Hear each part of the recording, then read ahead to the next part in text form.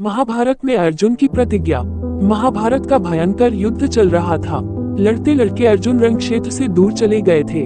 अर्जुन की अनुपस्थिति में पांडवों को पराजित करने के लिए द्रोणाचार्य ने चक्रव्यूह की रचना की। अर्जुन पुत्र अभिमन्यु चक्रव्यूह भेदने के लिए उसमें घुस गया। उसने कुशलतापूर्वक चक्रव्यूह के 6 चरण भेद लिए, लेकिन 7वें चरण में उसे दुर्योधन, जयद्रथ आदि 7 महारथियों ने घेर लिया और उस पर टूट पड़े। जयद्रथ ने पीछे से निहत्थे अभिमन्यु पर जोरदार प्रहार किया। वह वार इतना तीव्र था कि अभिमन्यु उसे सहन नहीं कर सका और वीरगति को प्राप्त हो गया। अभिमन्यु की मृत्यु का समाचार सुनकर अर्जुन क्रोध से पागल हो उठा।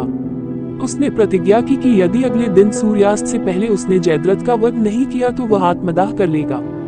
जयद्रथ भयभीत होकर दुर्योधन के पास पहुंचा और अर्जुन की प्रतिज्ञा के बारे में बताया। दुर्योधन उसका भय दूर करते हुए बोला, चिंता मत करो मित्र, मैं और सारी कौरव सेना तुम्हारी रक्षा करेंगे। अर्जुन कल तुम तक नहीं पहुंच पाएगा, उसे आत्मदाह करना पड़ेगा। अगले दिन युद्ध शुरू हुआ।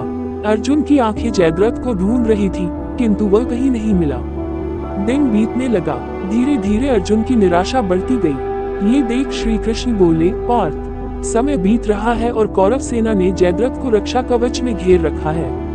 अतः तुम शीघ्रता से कौरव सेना का संहार करते हुए अपने लक्ष्य की ओर बढ़ो।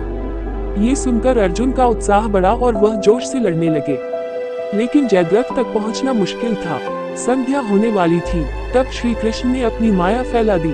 इसके फलस्वरूप सूर्य बादलों में छिप गया और संध्या का भ्रम उत्पन्न हो गया। संध्या हो गई है और अब अर्जुन को प्रतिज्ञावश आत्मदाह करना होगा। ये सोचकर जयद्रथ और दुर्योधन खुशी से उछल पड़े। अर्जुन को आत्मदाह करते देखने के लिए जयद्रथ कौरव सेना के आगे आकर अट्टहास करने लगा। जयद्रथ को देखकर श्री कृष्ण बोले, पार्थ, तुम्हारा शत्रु तुम्हारे सामने खड़ा है।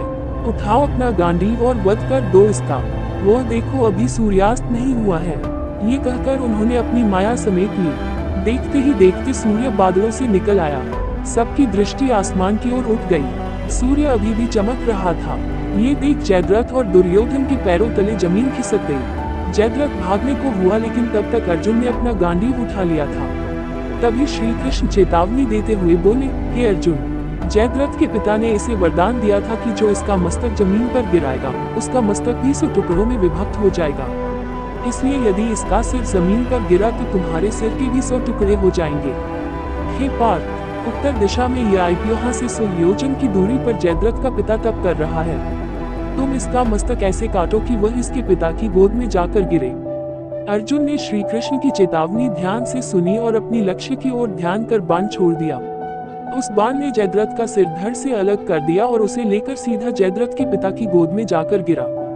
जयद्रथ के पिता चौंककर उठा तो उसकी गोद में से सिर जमीन पर गिर गया। सिर के जमीन पर गिरते ही उनके सिर के भी 100 टुकड़े हो गए। इस प्रकार अर्जुन की प्रतिज्ञा पूरी हुई। इसी तरह की कथाएं सुनने के लिए मेरे चैनल को लाइक कीजिए और सब्सक्राइब कीजिए।